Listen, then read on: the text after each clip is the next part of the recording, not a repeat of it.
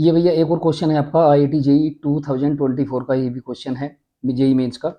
A planet takes 200 days to complete one revolution around the sun. एक आपके पास planet है और वो अराउंड द सन एक पूरा रिवोल्यूशन लेने में कितना टाइम लेता है? 200 डेज ले रहा है। इसका मतलब उसका टाइम पीरियड जो कितना है वो 200 डेज है।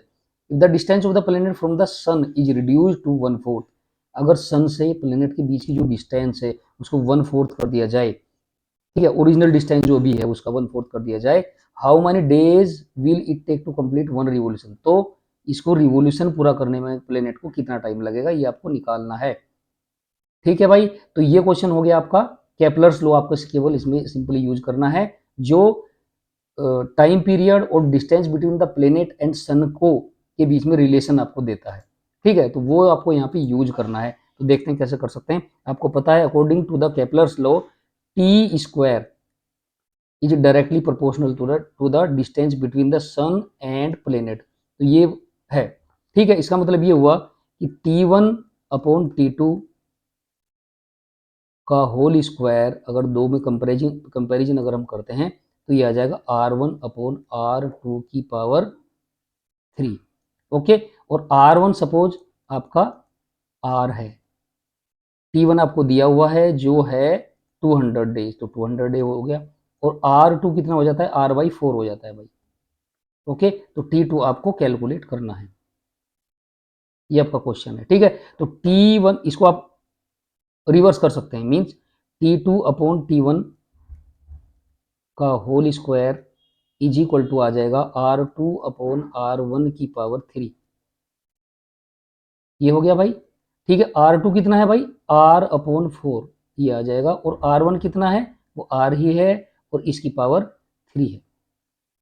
ओके, तो अब यहाँ थोड़ा सा R से R कैंसिल हो जाएगा, ये आ जाएगा आपका T2 upon T1 upon T1 का whole square is equal to, ये कितना हो जाएगा भाई आपका? 1/4 इंटू 1/4 इंटू 1/4।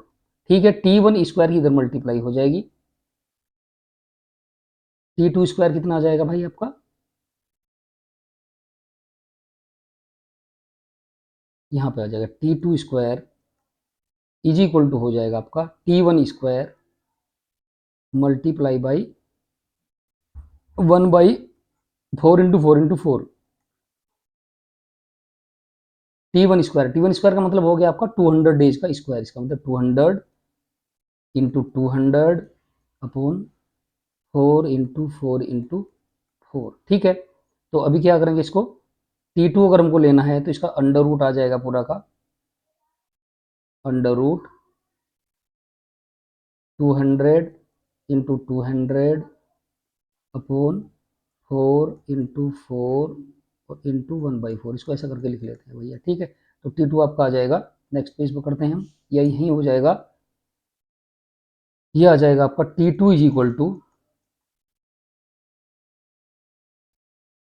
200, दो 200 है भाई, 200 ऊपर है तो इसमें से एक 200 बाहर आ जाएगा, और दो 4 है नीचे तो एक 4 आ गया, और 1/4 का अंडर रूट लेंगे तो 1/2 आ जाएगा, तो ये आपका आ गया भैया। ठीक है, तो इससे आप कैंसिल इसको करोगे तो आ जाएगा 100, 100 डिवाइड बाई 4 कितना होगा? 25।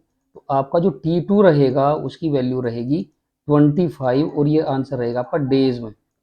ओके, तो जो नया आपका टाइम पीरियड रहेगा या प्लेनेट को वन कंप्लीट रिवोल्यूशन करने में जो टाइम लगेगा वो 25 डेज होंगे। इसका मतलब आपका आंसर ये है, सही है। ये जेई मेंस 2024 का क्वेश्चन है भाई। ठीक है, तो इस तरह के और क्वेश्चन करने के लिए, जेई और नीट की फिजिक्स को पढ़ने के लिए आप मुझे फॉलो कर सकते हैं। ठीक है भाई, तो चैनल को सब्सक्राइब जरूर करें उसके लिए। Thank you very much.